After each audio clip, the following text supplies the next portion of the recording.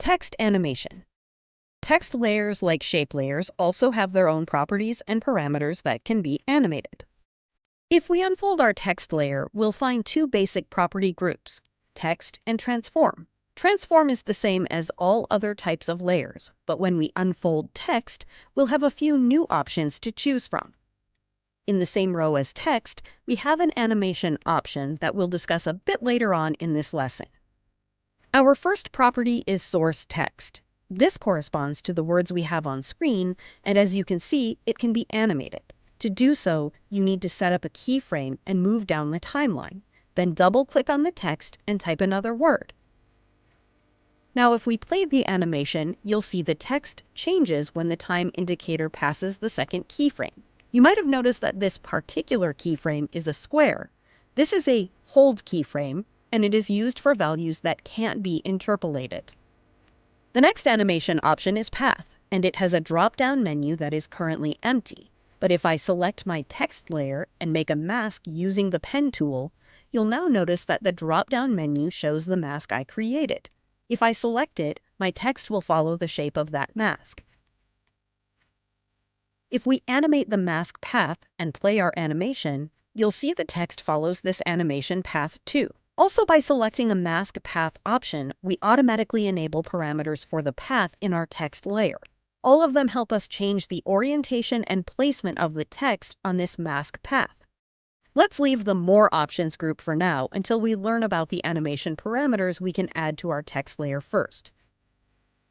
If you click on the Animate option button, you'll enable a menu with all the animatable properties we can add to our text. We'll skip the first one, as we're not going to be working with 3D in this course.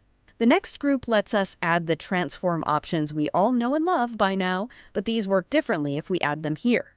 I'll select the All Transform properties from the list to add them all at the same time.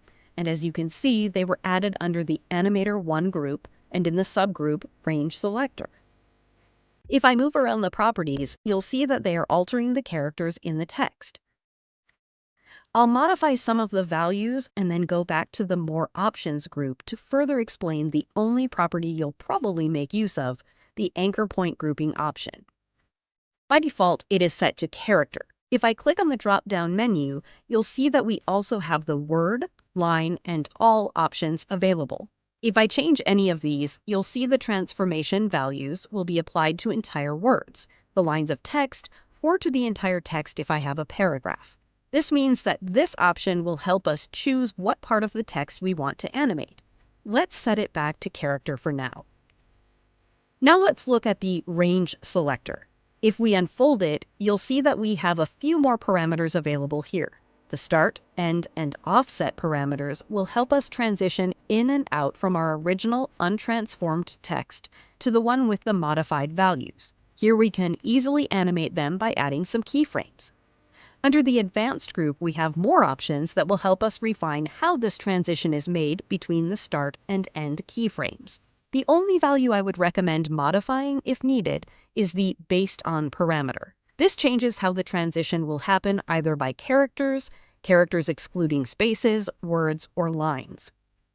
This is different from the other parameters that let us choose how segments of text will be affected by the transform options, rather than this option that focuses on the transformation for the text animation in its entirety. The next animate properties on the list are relatively self-explanatory, as they allow us to change the fill and stroke colors of our text as well as the stroke width. If I select one of them from the Animate menu, you'll see another animator gets added. This is because you can have an animator for each property and animate the range individually. If you want to add a property to an animator you already have, click the Add button and select the property you want to add from the Property submenu. In the next set of properties, the only one you might make use of is the Tracking option, which allows us to increase or decrease the distance between characters or words depending on the option that you have selected on the Range Advanced group for Based On. For the next two options in the menu, we'll only look at Character Offset. This basically changes the letters to the character before or after it in the alphabet. You can use this to animate a decoded text effect. The last animation property is blur, and you might have guessed it, this lets us apply a blur effect over our characters, words, or lines of text to animate the illusion of it coming into focus. You might have seen that under the menu there was a selector property. We won't touch on it as we're already using the range selector and the other two are not needed. Conclusion. Text animation can be determined by the parameters we add and change to our text, as well as the range selector that can transition in and out from our original to modified text. If you know and understand the different options you have available to animate text in After Effects, you can go far and beyond just scaling it and changing positions. The process might look a bit scary at first, but it gives us a lot of control over what we can do with our animation.